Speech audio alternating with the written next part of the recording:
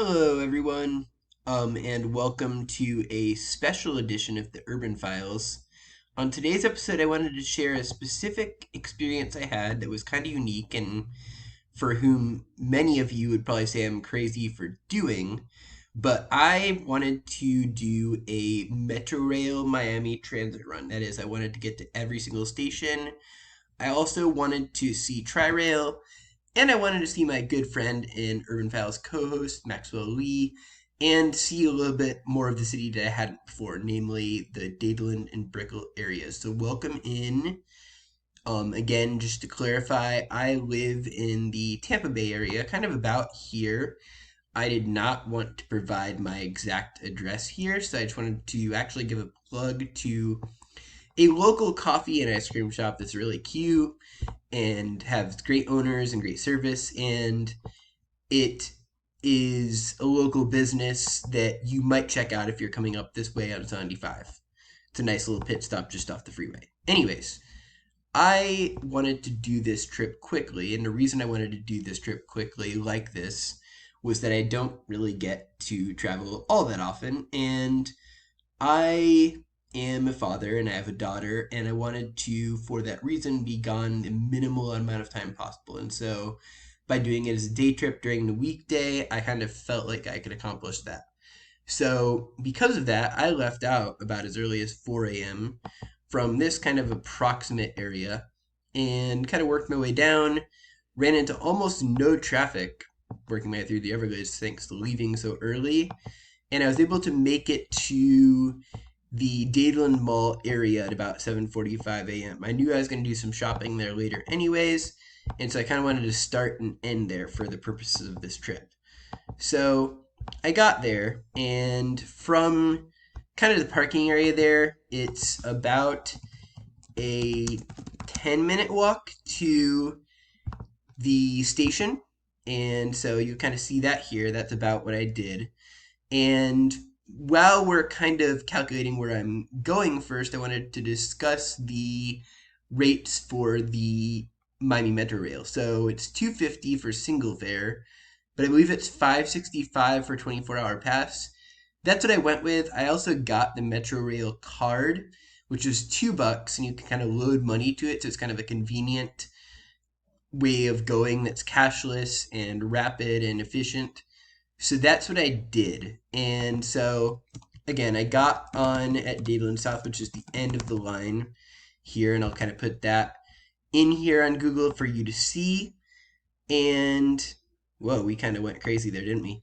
But anyways, I didn't walk. I took transit, and it was about a 30-minute trip up to where I got off. So just to kind of give you an idea of where this line goes within Miami, it starts here at Dadeland South, which is kind of like a suburban new urbanist style development surrounding the mall. You continue through South Miami and past the University of Miami, the U campus, right? And kind of up here through Coconut Grove and ultimately into Brickell in the downtown area. But what was interesting was, as it was kind of a little quiet at first and got a little busier, not that many people were getting off in downtown or in Brickell, but the most used station easily, in fact, is actually the Civic Center station. So that's right around here. And if you notice, I'm sorry, I'm a little under the weather right now. But if you notice, it's surrounded by hospitals. And so it's very used by people that are taking this effectively one line metro system. It's not, I mean, it's elevated like it is in Chicago, but there's really just one primary kind of north-south line that is at use, and this appears to be the most used station, at least during morning rush hour. So I think it's good to have one there for that reason. Again, we kind of continued up from there and ultimately made our way to the Arlington Heights Metro Station.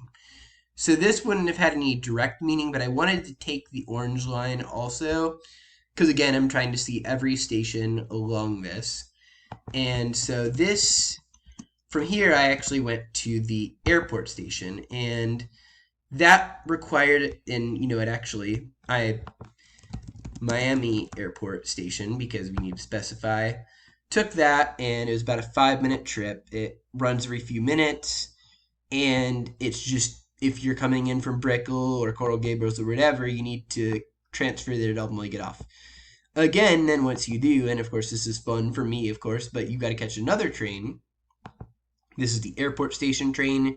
It's kind of at the Miami rental car station at the south end of the airport. And just as a urban development note, I'll tell you that this area is going to become the Freedom Park development, supposedly, which is going to be home to Miami's new MLS stadium that is dedicated and kind of within this core area.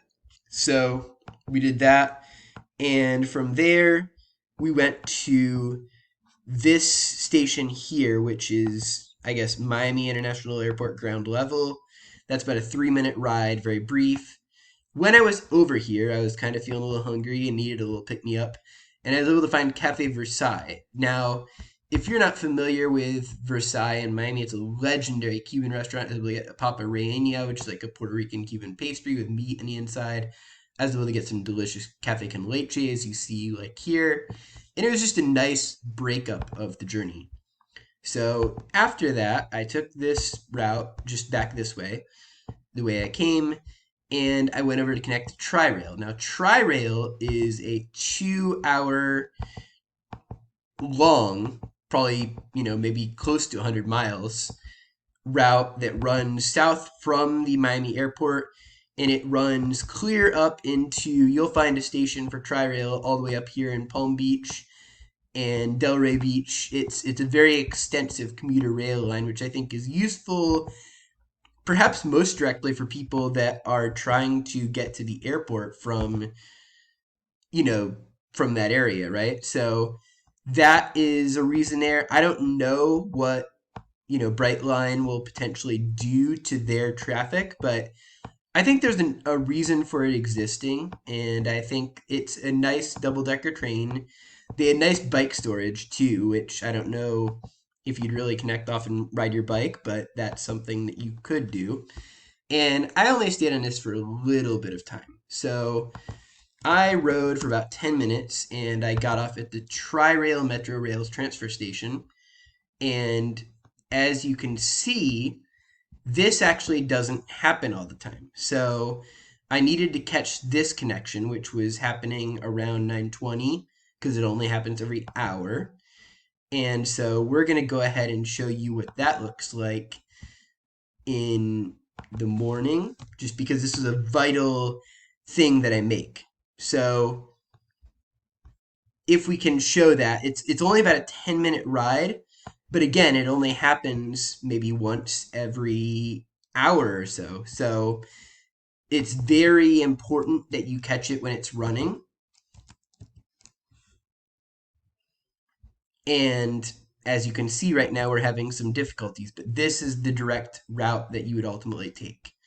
So anyways, I caught this here with only a few minutes to spare, and I booked my way up because I only had about 3 minutes to connect to the next Metrorail that was moving east to where I was meeting my friend at the end of the line at Palmetto Station. And I was able to do that. It was pretty stressful because I had to run up 3 flights of steps, and I actually went down one that I wasn't supposed to, so that was added time. But because the Metrorail itself kind of runs a few minutes late, I was kind of saved, and that was good, and I was able to make it to the Palmetto Metro Rail Station, which is the eastern end of the line here. That is where I met my friend who kind of lives out a little bit this way, and then from there, we met up and we were able to ride back into town, and I was able to officially kind of complete my accomplishment there of, if you want to call it that, of doing every single Metro rail station in the Miami network by using Tri-Rail also during that morning. So that was really the main goal. We didn't have a lot of time to spend hanging out in Brickell. I did want to talk about a few places. We specifically saw the Underline, which is kind of like Miami's answer to New York City's Highline Park, but it runs under the tracks. Right now it's only about a half-mile manicured park here with basketball courts, soccer courts, and kind of a bike path and multiple uses. But I think the eventual goal is for it to run along the Metrorail line all the Dadeland. So if you had a chance to check that out also, let me know what you think. I really enjoyed it, and I'm hoping that it will continue to grow. From there, another thing we did check out was the Brickell Arch building, and that was pretty neat because it's effectively in the design kind of paying homage to another famous building, which you know in the US, the St. Louis Arch. And the idea here is that as St. Louis is the gateway to the West, Miami is the gateway to the Americas. And so this was a building kind of conveying that welcome and conveying the modern diversity and presence that Miami has. Of course, they have a rooftop there and has a view kind of similar to this. So you're able to see that. And that was really just an enjoyable kind of 2 hours or so that we probably spent in Brickell. So after that was done, we really didn't have a lot more time in town. So we wanted to make our way back to where my car was at Dadeland. And instead of getting on at the Dadeland South Station, I wanted to get on at the Dadeland North Station this time. And so that was a shorter ride. What was interesting to see, and I wanted to kind of touch on this, but you can kind of see, even though Miami is a very high density city, you can see kind of how quickly the Everglades makes its presence known. Over here, as you can see, you're kind of merging into it here. And this station was within a few miles of the Everglades to the west. So Miami is very hemmed in by its geography, and it's part of the reason it's such a dense city. So that kind of is, in a way, explaining the way you see how packed in everything is here. So we took that back and we got off at Dadeland North again because I had gotten off at Dadeland South on the way there. I wanted to show specifically what this looks like on the satellite because it's a useful connection. It's you get off and you kind of go under this parking garage or about by where this parking garage is, and then there's a tunnel that actually takes pedestrians, to protect from the sun or rain or whatever else, into the mall. And the mall is just massive and it's phenomenal. If you're in Miami, I definitely recommend checking out the Dadeland Mall. It has a great food court, better than average.